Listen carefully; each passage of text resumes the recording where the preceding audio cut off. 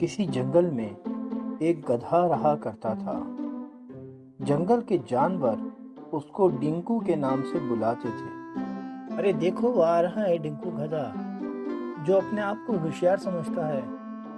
میں ہوں ڈنکو ڈونکی، سب سے ہوشیار ڈونکی، میں ہوں ڈنکو ڈونکی۔ کیسے ہو دوستو؟ ہم لوگ ٹھیک ہیں۔ تم بتاؤ، تم تو بڑے ہوشیار ہو۔ ہاں میں ٹھیک ہوں، بس تھوڑی دور گھاس چرنے جا رہا ہوں۔ میں سب سے تیز بھاگنے والا جانور ہوں، اور خوبصورت بھی اور طاقتور بھی۔ تو میں کیسے بھاگ کے دکھاتا ہوں۔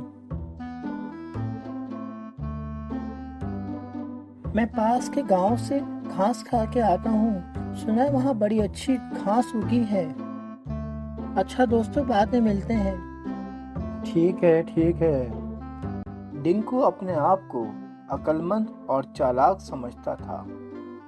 ایک دن ڈنکو جنگل میں ہری بھری گھاس چر رہا تھا کہ اس کی نظر ایک شیر پہ پڑی۔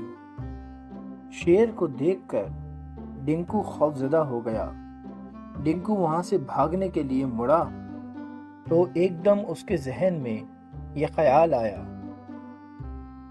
ڈھیچ، میں نے تو شیر کو دیکھا ہے، لیکن اس نے ابھی تک حملہ کیوں نہیں کیا؟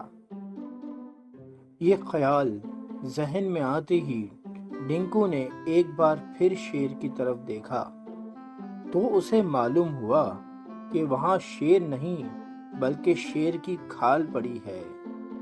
ڈنکو نے سوچا، اگر میں یہ کھال اوڑھ لوں تو سب جانور مجھے جنگل کا بادشاہ سمجھنے لگیں گے، پھر یہاں صرف میرا حکم چلے گا اور میں جہاں چاہوں گا چرتا پھروں گا۔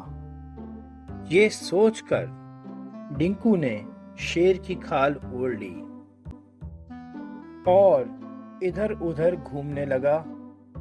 کچھ دیر بعد اس کی نظر ایک بندر پہ پڑی۔ بندر ڈنکو کو دیکھتے ہی خوفزدہ ہو گیا اور بچاؤ کا شور مچاتا ہوا وہاں سے بھاگ نکلا۔ بچاؤ، شیر آ گیا ہے، بچاؤ۔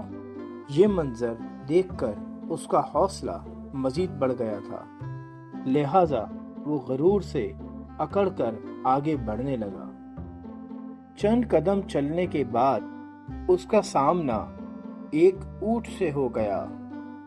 اونٹ گہری نیند سو رہا تھا۔ اسے سوتا دیکھ کر ڈنکو کو شرارت سوجی۔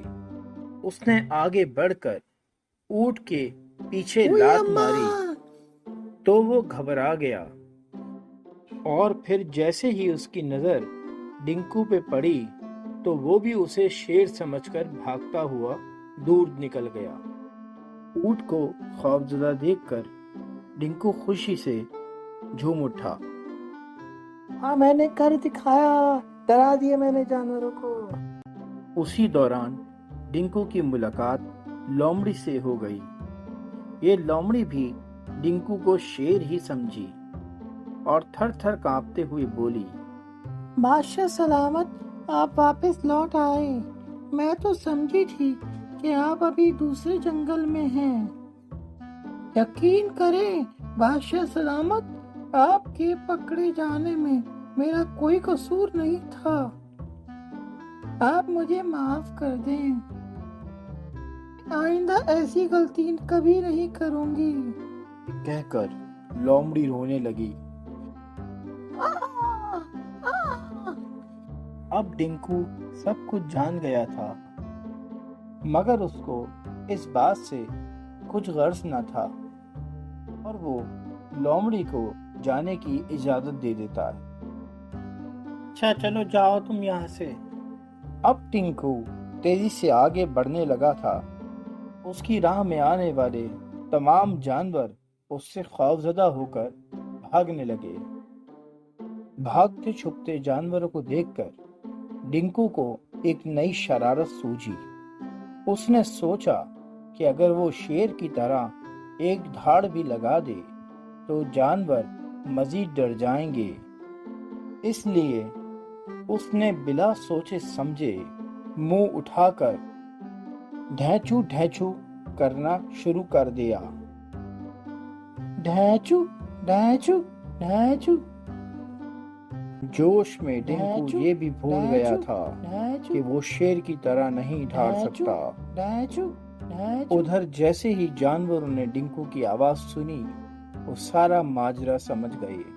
اب انہیں معلوم ہو چکا تھا کہ ڈنکو شیر کی کھال اوڑھ کر انہیں ڈرانے دھمکانے کی کوشش کر رہا ہے۔ جانوروں کو اس پر بہت غصہ آیا اور انہوں نے مل کر اس کی خوب پٹائی کی، جس پر ڈنکو بہت شرمندہ ہوا اور اس کو کیے کی سزا ملی۔ اب نہیں کروں گا میں ایسا کام دوبارہ، نہیں ڈراؤں گا آپ کو، معاف کر دو